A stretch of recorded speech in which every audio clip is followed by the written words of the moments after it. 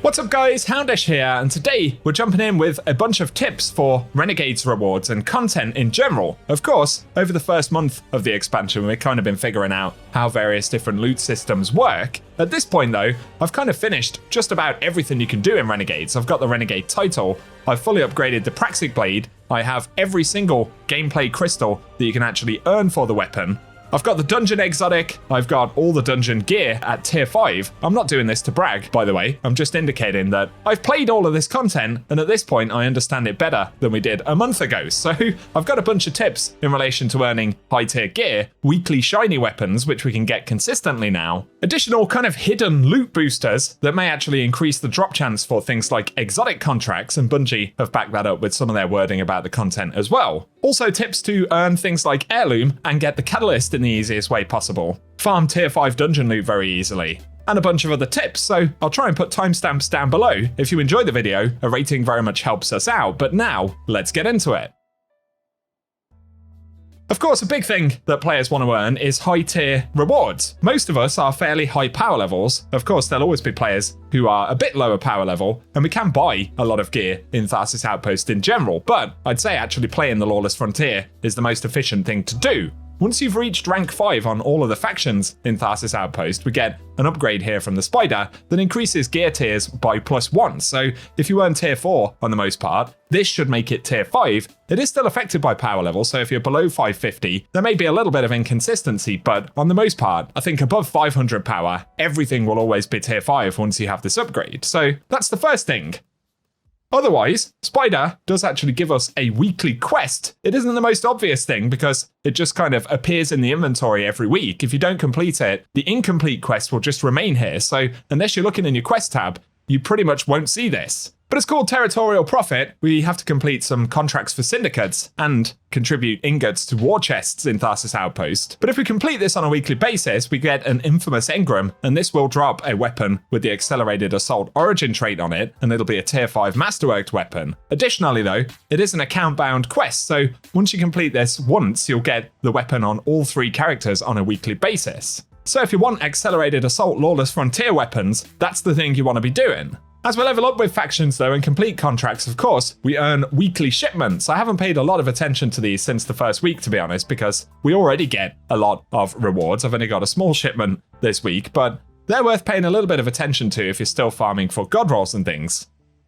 Additionally though, leveling up the factions does actually give us an additional boost, which isn't necessarily immediately obvious, but if you look at the ally benefits, it says increased chance of more rewarding contracts for this syndicate. Bungie have also said that when you level up factions, they said this in their Lawless Frontier guide, it will increase the chance of getting higher quality contracts. So what this seems to point to is higher quality standard contracts that fall into these 3 slots here, and these are the 3 that we actually have to knock out for a chance to get the exotic contract, which will drop the Cyan Crystal. So I'd say being rank 5 with all of the factions is the best way to improve the chance of getting the exotic contract, and then you basically have to knock these 3 contracts out of the list for a chance to get an exotic contract, and a lot of the time you can actually complete all 3 of these in maybe 1 or 2 runs of Lawless Frontier. So if we look, we got exfil from jobs in Pica or Tharsis Reformation territory. This one also asks for Tharsis Reformation territory.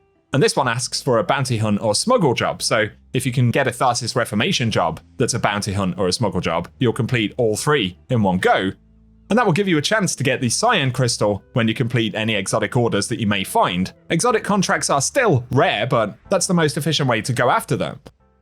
The other drops, of course, are pure RNG, so you've got the ones from Invading, the ones that drop randomly when you complete Lawless Frontier jobs on particular maps. Things like the Taken Crystal, and every time you complete 3 unique dungeon encounters, you have a chance to get that dropped. And then, of course, the Yellow Crystal, which comes from the Praxic Professional Vanguard order.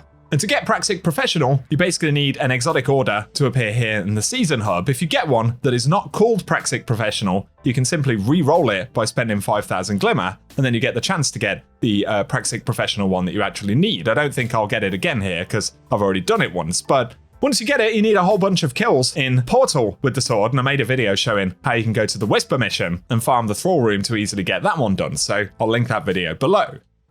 The Season Hub also has legendary payouts, which have a chance to contain special volatile mods for the Lawless season. These are relatively rare, but if you get a legendary order, you'll notice sometimes there is a potential reward of those Lawless mods. The drop rate isn't crazy, but they're pretty easy to complete when you do get them. And they include things like Kill Shot, where reloading after a final blow loads a high-powered round, causing the next hit to cause improved additional splash damage. A mod that improves bonus damage against Cabal targets. One that increases ADS, handling, and flinch resistance after not taking damage for a short duration, and then Open and Salvo, where the weapon gains bonus range and deals more flinch at the start of combat for an improved duration.